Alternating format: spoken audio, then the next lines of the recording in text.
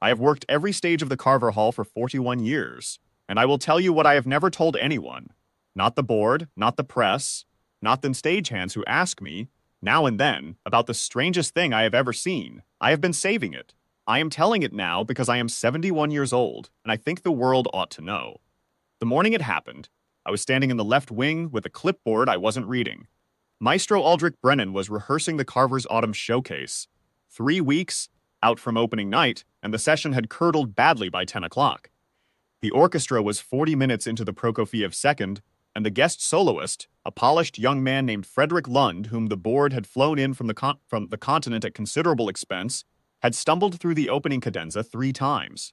On the third attempt, a phrase that ought to have arrived like a fist to the sternum arrived instead like a damp handshake, and Maestro Brennan set down his baton with the particular quietness that everyone in that hall had learned to fear.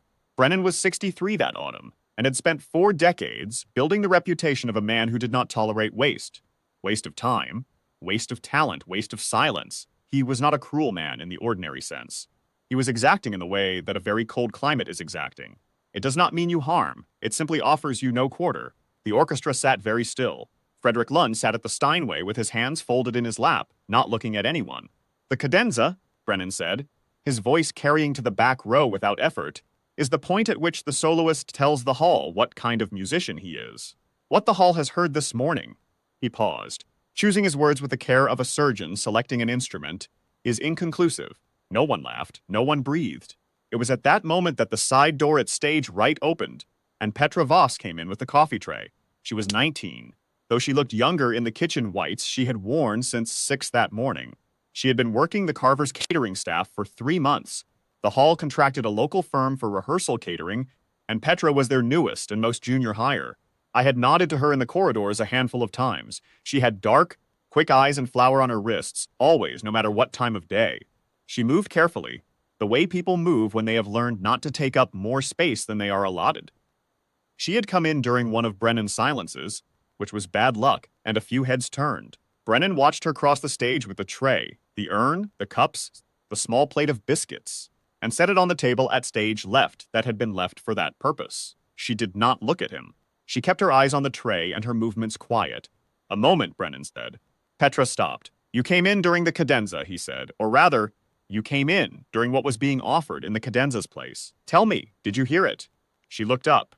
She was holding the empty side of the tray in both hands. Yes, sir, she said, part of it. And what did you make of it? The question fell into the room the way a stone falls into deep water. Everyone heard the drop and waited for the ripple. Frederick Lund's jaw tightened almost imperceptibly. Brennan was watching Petra with an expression I recognized. The expression of a man who expects a particular kind of discomfort from the answer he is about to receive and intends to use it as a lesson. Petra said nothing for a moment, then she said it didn't reach. Brennan's eyebrow moved a fraction, reach, the phrase in bar 3. It's supposed to climb and then fall away, like it's asking something it knows it won't get answered. It didn't quite climb. The room was very quiet. Frederick Lund was now staring at the keys. Brennan tilted his head. He looked at the Steinway. He looked at Petra. Perhaps, he said with a faint particular smile, you would like to show us. Later, months later, when people asked me to describe what happened next, I said it was the longest 3 seconds I have ever watched. Petra stood with the tray in her hands and the weight of 40 musicians' eyes on her, and something moved across her face that I could not have named then and cannot name now. It was not fear. It was not eagerness. It was something closer to recognition, the look of a person who has been waiting in a corridor for a very long time and has just heard their name called. She set the tray down on the table. She crossed to the piano. She pulled out the bench and sat, and she wiped her hands once on the knees of her kitchen whites, and she looked at the keys. Brennan had not moved from his podium. He still had that faint smile. Around him, the orchestra had settled into the posture of people waiting to be entertained by an embarrassment, not cruelly the way a crowd waits for a stumble, but with the weary professional half-attention of musicians who have sat through many long mornings and will sit through many more. One of the second violinists, a woman named Carla who had played the Carver for 15 years and who I liked enormously, caught my eye from across the stage and gave the smallest of shrugs. Then Petra played the first note. It was a single note, an E-flat, and she held it just a beat longer than you would expect, not incorrectly, but with intent, the way you hold a door open to show someone you have seen them coming. And in that held note, the room changed.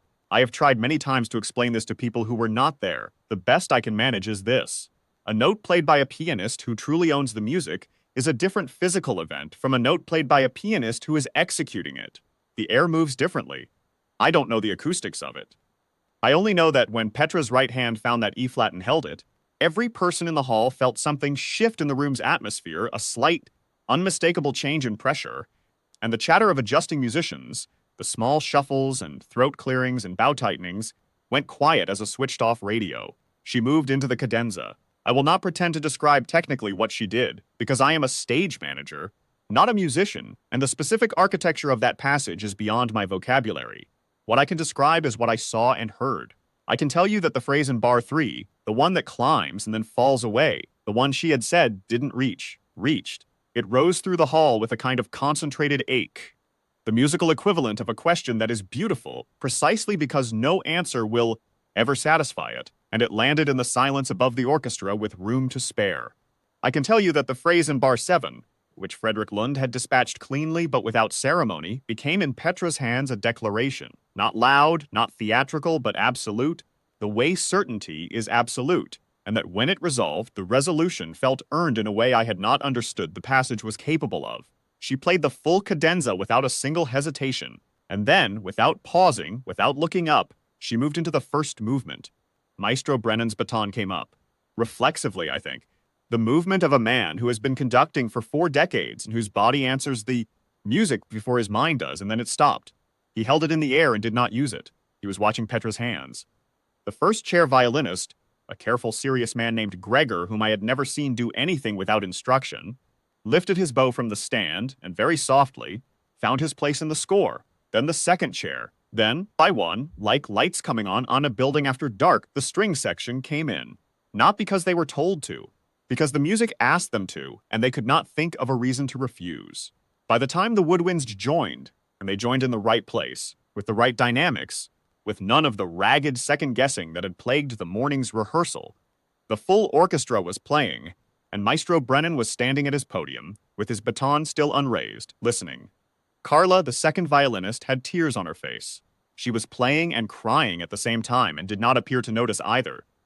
I gripped the curtain. I am not a man who grips things, as a general rule.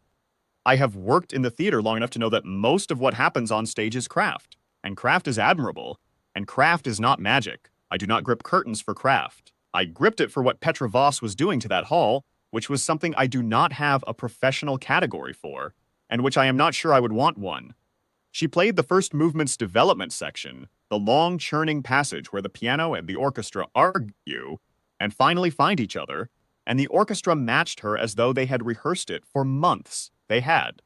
But they had never played it like this, with this weight of feeling, this sense that every phrase was not merely the next required event in the score, but the inevitable consequence of everything that had come before it.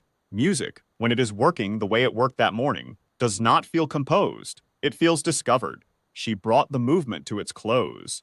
The final chord settled into the hall, and Petra lifted her hands from the keys and placed them in her lap. And there was a silence that lasted. I timed it later, in my memory, though I know memory adjusts these things, perhaps 8 full seconds. 8 seconds of complete silence in a hall containing 40 professional musicians, a celebrated maestro, and a stage manager who had forgotten he was holding a clipboard. Then Gregor, the first chair violinist, tapped his bow against the stand. In an orchestra, this is what musicians do when words are not adequate.